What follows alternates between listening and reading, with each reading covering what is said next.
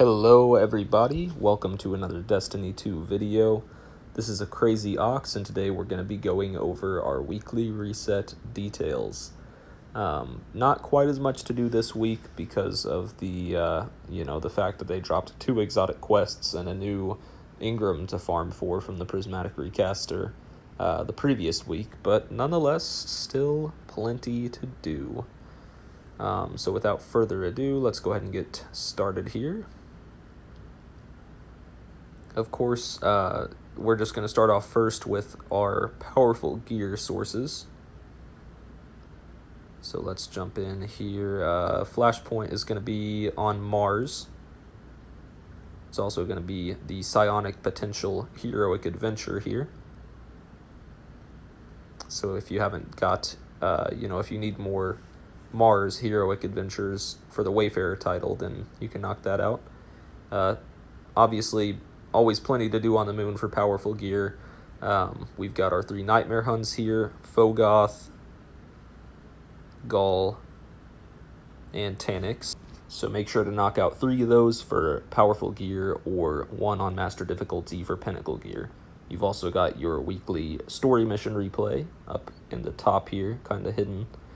Your Luna's Calling, of course, with Eris for some powerful gear. And then your Altars of Sorrow Nightmare defeats. 30 of those will net you another piece of powerful gear. Then jumping into Vanguard, we've got Nightfall Ordeal, which is a garden world this week. Knock out 3 of those for powerful gear, or if you can swing 100,000 on your score, that's pinnacle gear for you once again. We've got our big 4 vendors in the tower to do bounties for.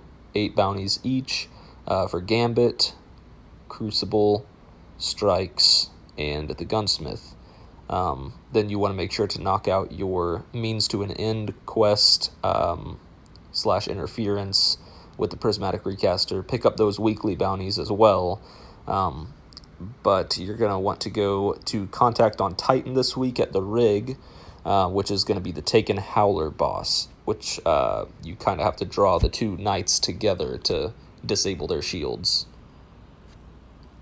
As far as pinnacle gear goes, the Vanguard, you've got your 3 strikes.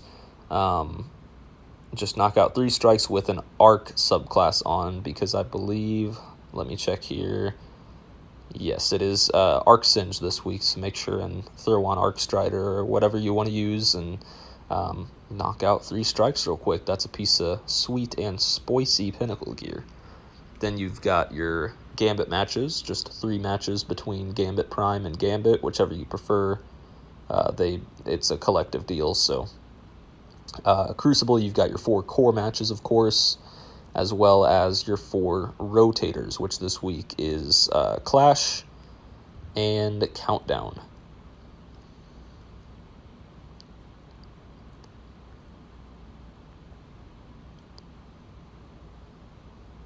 Then going back over to Titan here, like I said, it is the Rig this week for Contact. You've got the Taken Howler as the boss, so basically you got the smaller knight that you're trying to draw to the bigger one, and if you can defeat that knight, it gives you a couple, a little bit of time to damage the boss without a shield.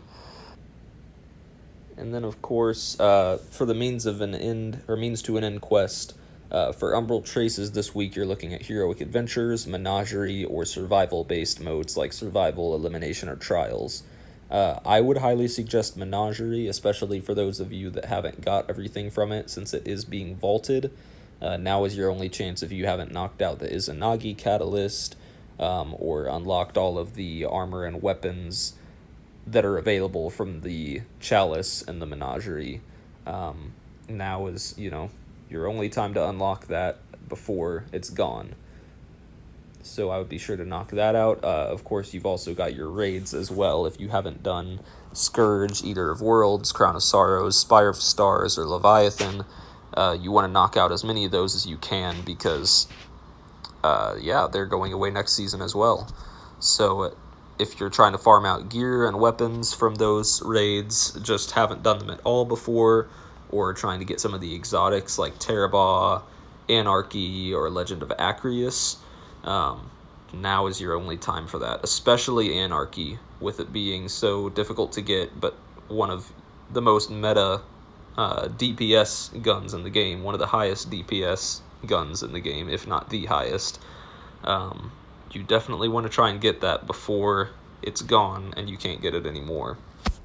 Which I guess there may be, they may bring them back in next season and have alternate ways to earn them. But that's just a rumor. We don't know that for sure. So I would at least try and get them now if you can get a crew together to try and run some raids.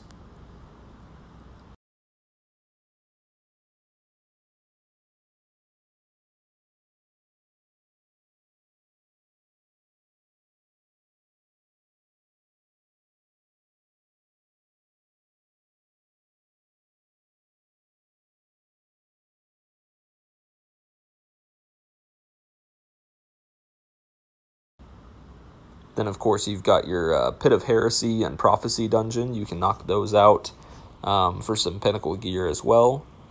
Before you do the Prophecy dungeon, I would make sure and start farming your Eyes of Savathun first. Make sure you have your Ruinous Effigy, because there are a couple scattered through the Prophecy dungeon. Speaking of that, after you get Ruinous Effigy, I do have a video on Twitch, but a more extensive one with kind of text instructions and locations on YouTube, explaining the locations of all 50 Eyes of Savathun. So you don't need all 50 for the Catalyst for Ruinous Effigy, but if you want the Forerunner title, you do need to get that Hive Optometrist Triumph from finding all 50 Eyes of Savathun. Then last thing here is just to go through Eververse. We've got our weekly offerings here for silver if you use silver. You've got the Commanding Presence if you wish to channel your inner Zavala. VG-17 Flying Fortress. Very dramatic. Geometric. There we go, that's the word. Truth Ornament here, Objective Reality. Looks okay. Little bit of a weird ghost shell here with the August ghost shell. Ennead projection, just kind of a 9-themed ghost projection. And then you've got the daily offering, which is the fast lane ghost shell.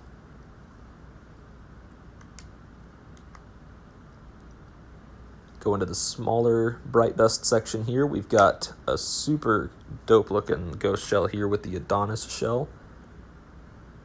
I'm wondering if you change the shader, if it'll actually change the glow of the lights there. That would be my shell if it does. Ornament for the Ace of Spades here, not the last word. Kind of got mixed up there for a second. Look a little similar with that gold and brown color scheme. The Cabal Shield Breaker Transmat effect. And then the Biolume shader, which looks pretty cool.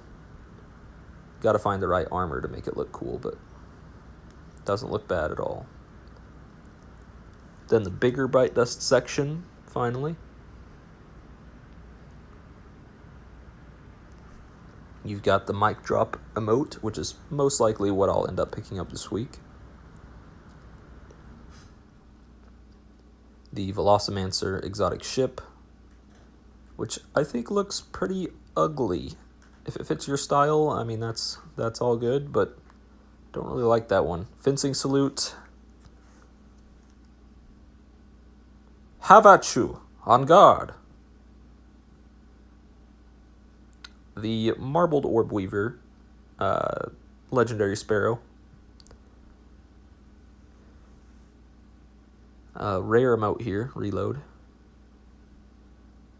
Boom, boom. Terabah Ornament, Voracious. And Rasputin Ghost Projection. I also haven't seen this Neo Pop Wave shader before. Nope. Anyways, though, that should be all we have to go over. Make sure to knock out the beginning of the quest, at least, for the Traveler's Chosen exotic. you're going to want to knock out the exotic or the Exodus preparation quest line, which the tail end of it is time locked until right before the next season drops, because it actually explains like evacuating the planets and everything. But you can at least knock out the beginning, which is just doing weekly bounties for each of the planetary vendors. So pretty easy, and it gives out pretty good rewards too. But anyways, check out that Eyes of Savathun guide if you need some assistance there on my YouTube at A Crazy Ox. It's not super extensive because there's 50 of them, so I had to be kind of quick with it so that the video wasn't an hour long. But be sure to check that out if you need assistance there. Thank you guys for watching. Thanks for tuning in, and I will see you next time.